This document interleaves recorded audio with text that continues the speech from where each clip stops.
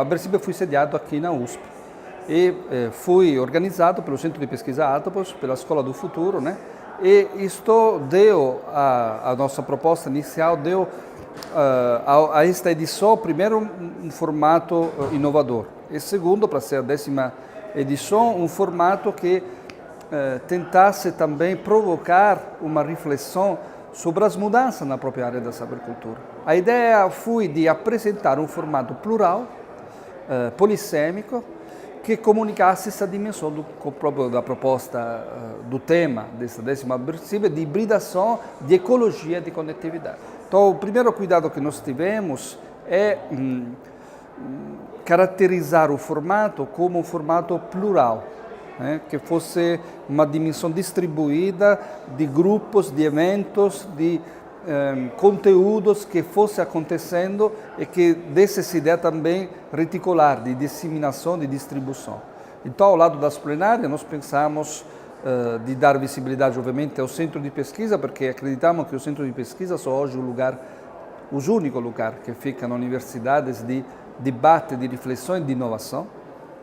Mas depois nós pensamos um conjunto de arenas, né? Arenas temáticas no interior da qual diversos setores da sociedade, da empresa, dos games, pudessem dialogar de uma forma circular. A ABCIBER foi ganhando, em primeiro lugar, a visibilidade do humano dentro da rede, da sociedade dentro da rede, e não apenas como um elemento de informação ou de conteúdo, mas elemento de socialidade.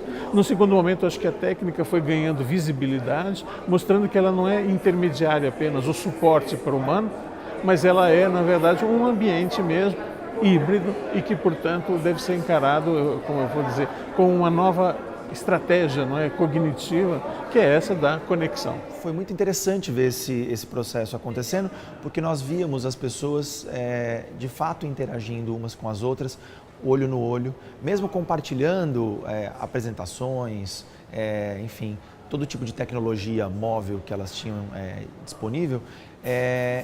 Os diálogos foram muito mais férteis, as pessoas, os encontros foram muito mais férteis. Então eu acho que esse formato que a gente trouxe pela primeira vez, circular, das arenas e dos painéis, foi fundamental para aprimorar o diálogo entre os participantes. É uma temática diferenciada. Eu não diria paralela, ela é integrada à história da ABCIBER, mas ela é diferenciada porque ela foca um conjunto de relações que até então não eram predominantes, e essa temática alcança o 10º Simpósio Nacional, tentando chamar a atenção para ingredientes que são, na verdade, novas formas de moeda invisíveis que dão as cartas, não é? Na nossa cultura contemporânea, articulada pela apropriação e usos de tecnologias digitais, redes interativas ao nível regional, nacional, internacional. Ele vem no bojo das realizações anteriores, sobretudo calcado numa experiência do ano passado. Então, esse evento hoje nos surpreendeu de forma extremamente positiva, porque demonstrou a extraordinária procura, a extraordinária produção de trabalhos no foco da entidade. Então, nós estamos, assim, no geral, a direção e o conselho diretor também estamos muito satisfeitos com tudo. Esse 10º ABCIBER, eu penso ser um marco, porque ele vem consagrar as discussões que já têm sido feitas no transcorrer desses 10 anos. Entretanto, hoje, algumas questões emergentes, como a hibridação, a conectividade, a inteligência artificial, a sustentabilidade, têm sido discutida por todas as arenas. E outro fato que é interessante nesse 10º ABCIBER é a formação desses grupos, né, distribuídos em arenas, né, em mesas que vão proporcionar e que estão proporcionando essa conectividade. É muito importante poder trazer o DNA da ECA para esse evento da ABCIBER. E isso pode se sentir no espaço físico que nós estamos realizando o evento. Esse prédio do CDI é um prédio bastante moderno. Então nós quisemos de alguma forma, e tivemos essa oportunidade aqui na ECA, em função do espaço físico, de concretizar também, não é, as vertentes conceituais que nós estamos trazendo para essa 10ª edição do ABCIBER. Acredito que o marco do 10º Simpósio Nacional da ABCiber seja a união dos 3 grupos de pesquisa envolvidos na organização do evento, né? O Sensib, que é o grupo de estudos pós-graduados em semiótica da PUC, o Núcleo de Apoio à Cultura e Extensão da Escola do Futuro da USP e o Grupo Internacional de Pesquisa Atopus, também da USP. Em tempos de desmonte, né, em um Brasil em plena crise do sistema acadêmico, do sucateamento das universidades, favorecer a pesquisa, promover a cultura e a extensão é um movimento de resistência política e também de hibridar e conectar essas pessoas que querem um futuro próspero em qualquer campo de conhecimento. Essa foi a primeira vez que nós participamos intensamente, nós como Escola do Futuro, né, como núcleo de pesquisa de comunicação e educação, participamos intensamente no planejamento do evento. Então, a gente está há 6 meses cuidando desse processo e o que me pareceu mais interessante é que durante o processo nós não tínhamos pensado de deixar tudo aberto. Isso foi uma própria conquista do processo. Então, quando a gente mescla, né, o próprio tema do evento, que é conectividade, hibridação e ecologia das redes digitais, e a gente tinha esse espaço aqui, eu falei, bom, vamos, né, assim, vamos ocupar de uma maneira diferente. Mas isso não foi simples, porque houve resistência do próprio grupo a dizer não, mas os painéis temáticos, as apresentações, né, dos artigos, eles precisam de uma sala, precisa de um projetor, de um PowerPoint. E aí a gente teve que lidar com essa questão, falar, mas precisa por quê? Né? E aí foi que a gente começou a nos problematizar enquanto congresso, né? E falar, não, a gente precisa experimentar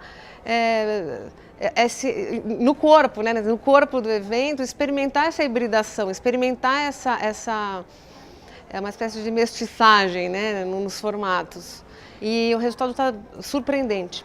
Porque é claro que a gente estava pensando muito na questão de dar condições de infraestrutura para que as pessoas, né, que os pesquisadores tivessem um certo conforto, né, na hora de apresentar. E aí tem toda uma questão do áudio, uma questão da acústica. Só que, apesar de, sim, temos ruídos, temos muita gente junta, tem um barulho, né? Isso não atrapalhou. Um ou outro falou, mas a maioria das pessoas que estão participando estão gostando muito, porque o que está acontecendo aqui, até por causa do ruído, o círculo, né, os grupos temáticos, eles estão se juntando, estão fazendo círculos, um prestando muita atenção no que o outro tem para compartilhar. Então as trocas estão sendo muito ricas, porque é como se a gente tivesse uma qualidade de presença nesse congresso que eu nunca vi em outro congresso científico, e isso está reverberando, isso eu estou escutando de muitos participantes, que sim, a troca está sendo muito grande. É uma troca assim, desde conhecer quem é quem e o que está fazendo, até troca do referencial teórico, a parte da pesquisa que um está enxergando que pode complementar da outra. Ah, mas eu estou fazendo isso aqui tem a ver com a sua pesquisa, então me passa o seu endereço. Uma troca muito generosa. Eu acho que esse formato, além de ter toda uma disposição e uma ocupação, né, do espaço e uma experimentação, ele está mexendo com a nossa capacidade de realmente trocar, de escuta e de mobilizar e é como se eu estou sentindo mais oferta não só de presença, mas como uma qualidade de conteúdo, de pesquisa circulando. A importância desse 10º ABCiber, primeiro, é comemorar, celebrar essa trajetória que a ABCiber tem de reflexão, de política, de crítica ao ambiente das redes e o ambiente, mais que tudo, do pensamento nas linguagens digitais. Mas eu acho que a grande força, o grande crescimento é observar a questão da experiência da rede. A rede não está apenas dentro dos espaços interconectados em si, mas a rede está em nós, mesmo fora desses espaços. Então, observar com isso a diversidade de manifestações, uma política que está maior né, para a grande política, a pequena política, mas observar como as pesquisas do ABCiber procuram justamente compreender esse espaço contemporâneo da experiência em rede, da experiência no digital.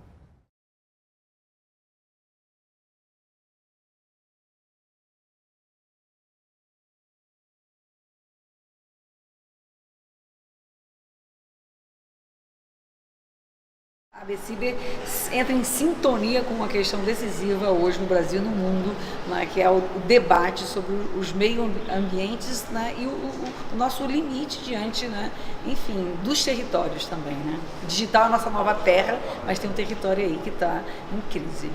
O resgate da discussão das ecologias para a ABCiber foi fundamental e assim, talvez a gente tenha tido um exemplo muito claro disso na mesa com os povos indígenas, porque aí de fato a gente percebeu como esse tipo de temática pode ser incorporada não só numa mesa, não só num debate um pouco mais pontual, mas com a presença dessas populações indígenas, dessas nações indígenas, junto com nós no debate, participando do debate junto com a gente foi fundamental.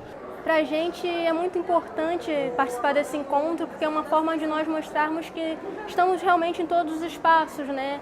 E por muito tempo a gente às vezes fica aquela visão de que a gente está, né, a indígena só está na aldeia, ou, né, o que o indígena está fazendo aqui, né? Por que ele precisa disso, né? Porque quando um madeireiro invade a nossa terra, se a gente está isolado, a gente não tem como pedir socorro. Tem estar aqui compartilhar um pouco, né, de quem nós somos, como nós vemos o processo de comunicação, e o que significa esse espaço para a gente, esse espaço virtual, né, porque nós somos modernos, né, a nossa tecnologia sempre foi a natureza, né, e assim, a gente vê todas essas ferramentas de uma maneira muito especial. E a gente gostaria muito de compartilhar com vocês esses nossos saberes. Por muito tempo a gente vê o outro falando sobre nós, né? A gente vê a gente sempre como objeto. Nós temos muito a contribuir, né? E muito a trazer esse espaço, né? Assim, seja em debates, seja ministrando cursos de extensão, né, de diferentes formas, né? E assim, foi uma situação assim, muito inesperada para alguns pesquisadores, mas também acabou sendo recebida de uma maneira muito assim, boa, né? Porque assim, às vezes as coisas não saem como esperado, mas a partir do momento que a gente escuta o outro, né, a gente escuta o que vozes que antes não tinham espaço começam a dizer, a gente vai descobrindo um novo mundo, né? E vai pensando novas possibilidades, né? E as coisas vão se transformando, né? E acho que assim, o que é bonito de ver esse eterno compartilhamento, né? Assim, e assim, eu fico muito feliz com isso. A Academia Brasileira tem uma grande possibilidade, o conhecimento em geral no Brasil tem uma grande privilégio. O Brasil é um país que tem algumas especificidades únicas, né, que faz do Brasil o que o Brasil é no imaginário mundial. Primeiro, um país com a maior biodiversidade do planeta. Segundo, a existência ainda aqui no Brasil de culturas, de idiomas não ocidentais. 200 e passas idiomas indígenas, de diversas etnias indígenas, a cultura de origem afro, a cultura caiçara, enfim, um conjunto de culturas que são portadoras de saberes ecológicos, complexos, não ocidentais e que estão interagindo com tecnologia e que produz uma ideia de comunicação muito diferente da ideia que o Ocidente desenvolveu de comunicação. São mais de 180 línguas hoje sendo faladas no Brasil, mais de 250 etnias. Cada etnia um modo distinto de enxergar o mundo, de entender e compreender o mundo. E essa diversidade ela contribui do ponto de vista de uma ecologia de interação com uma diversidade de natureza, porque de um modo geral esses povos indígenas eles não têm um conceito único de natureza como nós ocidentais temos. Então existe uma diversidade ecológica de natureza e naturezas de ambientes distintos. Esses ambientes eles estão tanto conectados com a floresta como também com os ambientes digitais. Então hoje Você tem uma diversidade de etnias, por exemplo, fazendo net-ativismo, indo para as redes digitais para denunciar desmatamento, denunciar grilagem de terra, denunciar invasão, denunciar mineração, ou seja, a destruição da floresta amazônica. Nesse sentido, esses povos que estão totalmente conectados com a natureza e presenciam diariamente a degradação, né, desses ambientes, contribui tanto como denúncia, como também como prática de vivência, como prática de visão cosmológica para um habitat diferente do modo ocidental. Por muito tempo, né, a gente teve uma crença, né, uma generalização sobre quem são os povos indígenas no Brasil. Teve uma figura sempre do índio, né, feita pelo colonizador, né, uma figura do passado. Então, assim, é muito importante, né, que se pense, né, sobre nós, povos indígenas, se apropriando desses meios, não de maneira a nós deixarmos de ser quem nós somos por usar celular, por usar uma máquina, mas compreendemos que nós somos humanos também, né? Nós não somos uma figura, né, dos livros, né, de história congelada no tempo. A antropologia sempre esteve preocupada com a forma como as pessoas se constituem, como é que elas se enxergam, como é que elas se organizam nesse mundo e como é que elas fazem isso justamente ligadas umas às outras. Então, conexão, relação, associação, sempre foram palavras-chave da constituição da antropologia, mas não com a qualidade com a qual a gente está discutindo hoje. Acho que a cibercultura, a conectividade traz um desafio, no mínimo, bastante complexo para o trabalho do antropólogo. Porque uma coisa é você pensar em relações locais, outra é você pensar que essa conexão hoje não depende só do local, né, mas que você pode fazer ela em escalas das mais diferentes amplitudes. Lidar antropologicamente com isso ainda é um desafio, porque talvez nós tenhamos sempre sido treinados a pensar essas questões locais. Um dos grandes pontos, eu acho, de contribuição da antropologia é mostrar como a conectividade, como em outras formas de saber, essas que nós chamamos hoje em dia de hibridismos, por exemplo, que me parece uma linguagem até muito circunscrita, em outras sociedades esses hibridismos são o dia a dia, são os saberes locais. Então o que a antropologia contribui num primeiro momento é exatamente para a aproximação dos saberes que faziam essas conexões. Então não trabalhavam em dicotomias, por exemplo, físico, humano, não humano, não em dicotomias, mas já trabalhavam em formas integradas, vamos dizer assim. Glocal é uma categoria que diz respeito à junção inextricável entre o local em que o nosso corpo está e o global das redes, representado por todos os conteúdos que circulam socialmente. O glocal está presente toda vez que nós utilizamos equipamentos de comunicação e informação em tempo real. Quando eu tenho um telefone na mão e recebo uma chamada, o lugar em que eu me encontro, com o meu corpo, com a minha consciência que atua, é aquele em que desaguam os conteúdos que vêm satelitizados e chegam até mim. E é então a voz do outro, é então, no caso do rádio, a programação, é na televisão também algum programa em tempo real, live, no caso de consulta a bancos de dados, no caso de consulta a museus, a chats e assim por diante. Não é disso senão que se trata. A articulação entre o local em que o meu corpo se encontra e a minha consciência atua e todos os conteúdos que na realidade chegam até mim. Porém, é indecidível se sou eu que vou ou se é o outro ou os dados que me chegam. E essa indecidibilidade que faz com que haja a mescla, a mistura, de modo tal que não podemos mais interpretar o glocal como sendo uma mistura que vincula de forma conjugada o local e o global. O glocal já é uma terceira dimensão, uma terceira via realizada socialmente, de modo nacional e internacional, da esfera do trabalho e produtiva até a esfera do tempo livre e de lazer? O campo da arte eu acho que é um campo experimental, né? Um campo de, não só de experimentação, mas de formação do olhar, né? De formação da sensibilidade. Então, quando a arte está em questão, ou demonizada, ou criminalizada, ou caricaturada, né? Sem dúvida eu acho que esse é um sintoma, né? de reação a esse campo experimental, esse campo dos avanços, esse campo de abertura das mentalidades. Eu acho a arte em si, o campo da arte, da cultura, ele é toda uma ecologia mental, né? E quando essa ecologia, esse sistema, ele é atacado, né? Eu acho que a gente tem que ficar muito preocupado. Por exemplo, no trabalho que nós apresentamos ontem, eu e a Cici Fonseca, uma performance chamada Zoo.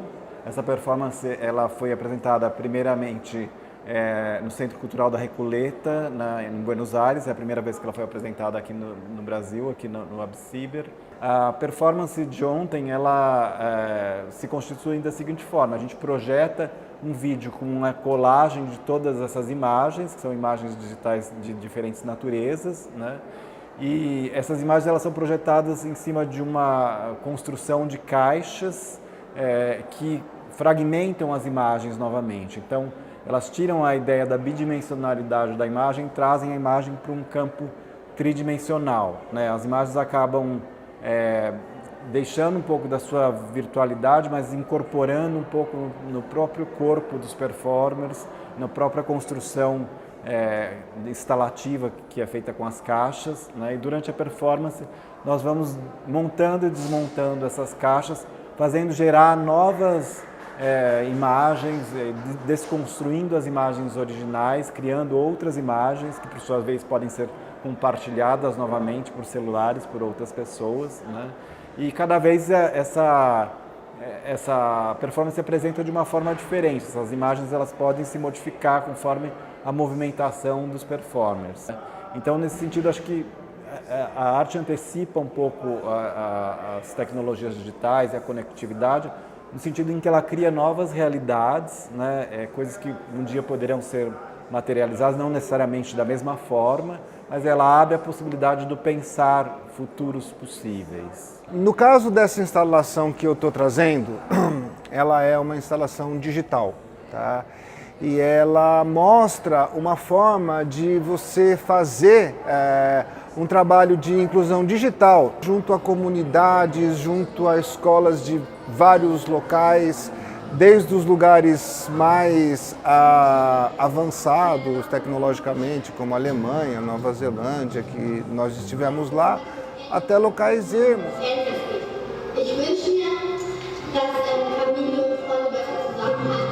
Eu considero muito importante trazer para esse congresso como que essa inclusão tem se dado nesse campo, né? Sobretudo nessa integração tecnológica entre o high-tech e o low-tech. O papel da arte dentro de uma sociedade conectiva é mais que tudo problematizar e produzir relações que sejam de outra natureza, que não do lugar hegemônico em que elas ocorrem, mas sim justamente encontrar a diferença do que é o estado de conectibilidade, do que é a presença do sujeito nesse estado. E mais que tudo, nas problematizações, trazer uma esfera outra, uma esfera das sensibilidades, uma esfera da sensorialidade, uma esfera do corpo presente. Então, o sujeito mais que tudo, né, relacionado ao ambiente maior da rede, esse é o lugar que o artista chama atenção, procura invocar as diferenças, procura trazer justamente a presença de um outro que não seja o outro igual de sobremaneira como vivemos na rotina das redes, mas sim uma rede com uma experiência maior, a rede que intensifica, que é aguda, que interconecta, que tem pontas extremas, mas pontas extremas que, né, dentro dos fluxos da rede podem trazer sim uma dimensão da diferença e da alteridade.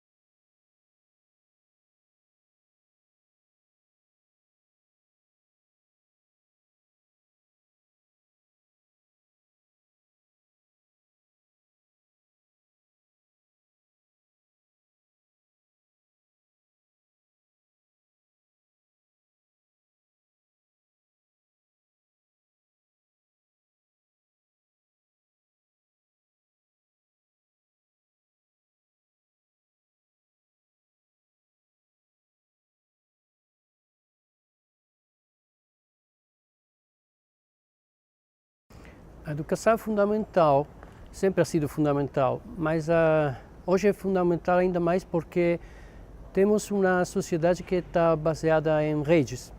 E essas redes são dirigidas por softwares, por algoritmos, por bases de dados, databases e metadados. E sem educação é impossível ter cidadãos que são conscientes do que fazem como cidadãos, como pessoas. E porque tudo o que fazemos hoje está gerenciado por software. O que pode fazer a educação é trabalhar com Information and Media Literacy, que é fundamental agora, hoje em dia, para que as pessoas possam ser conscientes do que fazem. Não? E as tecnologias digitais são tecnologias habilitantes. Não vai determinar comportamentos das pessoas, mas vai habilitar oportunidades e possibilidades. O que podemos fazer é construir trilhas, percursos didáticos que sejam capazes de fortalecer as pessoas, os grupos, para que podemos criar uma sociedade em rede melhor. E não só gerenciadas por forças que não compreendemos muito bem. E a educação pode ser transformadora porque os problemas da sociedade sem educação não vão ser resolvidos. Tendo uma perspectiva laturiana de formação epistemológica, né, as literacias elas representam essa extensão lógica. Contudo, o movimento das redes, eles alteram a própria condição habitativa, como diria o Máximo de Felice, né? Existem pessoas que se tornam outras pessoas ou mesmo se revogam como seres humanos ao acessar esses ambientes. E a rede, ela não faz só essa parte de visualização, como muitos defensores da teoria Torres diriam, né? Ela realmente altera essa condição epistêmica, essa condição mesmo de essência do ser humano, né? É se recolocar em perspectiva, é se recolocar em foco, é entender que o antropocentrismo não tem mais uma validade tão grande, né? Somos todos conectados a outros antropocenos, né? A antropocentros, e existem outras entidades envolvidas nesse processo que não são humanas, que são objetos.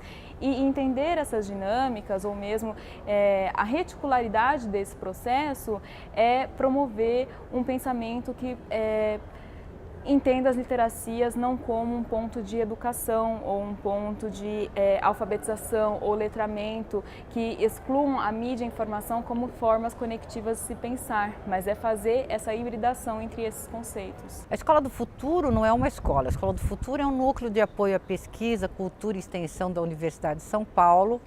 Nós temos 28 anos de vida, então há muito tempo nós nascemos querendo investigar os impactos da introdução das narrativas hipermídicas no ensinar e no aprender. Então, nós temos sentido o impacto muito forte do uso da tecnologia nessas comunidades, tanto no âmbito da reconfiguração da escola, com novos papéis para professores e alunos, não é isso? Que isso, tanto as escolas públicas como privadas, de alguma forma, têm sentido esse impacto. O que elas, de alguma conseguem fazer como ação é diferente. Não é? Mas que o impacto todas de alguma forma já fazem esse diagnóstico e já existem até algumas políticas públicas focadas para ajudar a alavancar esse desenvolvimento. Tá? E no âmbito da educação não formal, o país, o Brasil também já tem várias iniciativas de caráter, tanto de políticas públicas como iniciativas de grupos da sociedade civil organizada, né, para que se faça a democratização do acesso à informação, que no país tem sido feita muito através dos smartphones, né? A nossa pesquisa patrocinada em 2014 pela Fundação Telefônica, a gente já mostrava isso, que é o grande instrumento de democratização do acesso à informação no Brasil tem sido os smartphones, tanto que a gente tem uma população de smartphones quase 1,8, quer dizer, quase 2 smartphones por pessoa. Isso mostra a profundidade da conectividade que o Brasil, de alguma forma, está desenvolvendo. Agora, estudos para todos os impactos do como essas pessoas estão mudando suas vidas a partir de estarem conectados são os desafios dos próximos projetos futuros, né? Escola do Futuro, ela sempre coloca a educação como um foco, né? E problematiza, né? Assim, desde o seu início, né? Ela já tem quase 30 anos, ela cutuca muito, né? Os formatos da educação. Porque, mal ou bem, a gente está falando de rede, a gente está falando do quê? De distribuição, a gente está falando de menor centralidade e, com isso, uma mudança na relação, numa relação é uma alteridade, mas a autoridade também está sendo colocada em xeque, mas ela está sendo cutucada. Então, quando você coloca as pessoas em círculo, quando você entra num diálogo com menos crachás e menos patentes, né, e entra para uma conversa mais lateralizada, mais descentralizada, a gente vê os frutos, né? Isso acontece também na escola, quando a gente coloca os alunos, os estudantes, os professores numa relação mais lateralizada, não que sejam iguais, mas legitima o lugar de cada um, né? Legitima que cada um tenha o que oferecer. A gente está conseguindo também resultados incríveis. A escola, ela está sendo questionada, o próprio lugar da escola, o formato da escola, né? Ela está em questão também. E eu acho que ela tem um lugar importante, politicamente importante também, e um desafio aí para se apropriar de um lugar que não é um lugar de ferramental, né? De usar. Também, claro, que usar tecnologia na aprendizagem, sim, mas tem que ficar uma pergunta clara, que é o para quê, né? O para quê? O para quê esses conteúdos, o para quê, o que a gente está construindo? E aí entra uma dimensão ética, uma dimensão cidadã, uma dimensão que mundo queremos, né? Então hoje tem experimentos assim de colocar os alunos também para resolverem problemas reais. Então, por exemplo, você pega uma questão uma questão urbana, por exemplo, uma questão de tráfego, de fluxo de carros, o trânsito. E aí como é que funciona esse sistema? Aí eles vão ter que procurar quem é que controla o quê, que banco de dados, tem informação aonde, como é que eu uso um banco de dados para entender por que isso aqui funciona, por que não funciona, eu tenho que falar com o quê. E aí nisso você está desenvolvendo uma série de competências, né, desde competências aí mais organizacionais, de trabalhar em equipe, de trabalhar em grupo, mas competências de trabalhar estatística, trabalhar uso de banco de dados, trabalhar leitura de gráfico, trabalhar linguagem. Então, assim, e outra coisa, você mobiliza para uma questão real da cidade, que cada um ali vive, e mobiliza não só, mas isso aqui é só um projeto sem efeito na vida. Não, você mobiliza com um efeito na vida e começa a participar, eles começam a mandar propostas para vereador, mandar proposta para grupo de pesquisa. Então, tem um jeito poroso da escola ampliar a sua ação no mundo, de uma forma cuidadosa, claro, porque a gente tem todo um cuidado ali nos alunos, nos estudantes, nos jovens e crianças que estão num processo aí de crescimento e aprendizagem. Hoje a academia não é mais o centro, né, da inovação, isso já desde muito tempo. Já com a Revolução Industrial, a própria sociedade, o próprio mercado são produtores da inovação, né?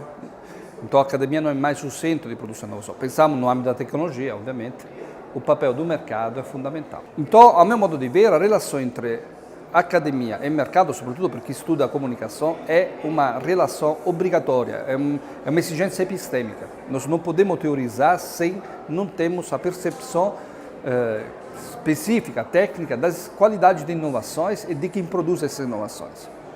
Um outro elemento importante que eu acho que para uma tradição da modernidade, sobretudo no âmbito humano, das ciências humanas e sociais, academias e empresas ficaram separadas, uma ignorando a outra. E houve um grande preconceito da parte das ciências sociais e humanas em relação ao mercado e em relação às empresas. Isso, inclusive, gerou com que as empresas se sentissem menos cobradas e, portanto, pudesse até implementar forma de política ou forma, por exemplo, de prática de sustentabilidade que não fosse aprofundado não fosse até nem criticada, porque não havia nenhum tipo de diálogo.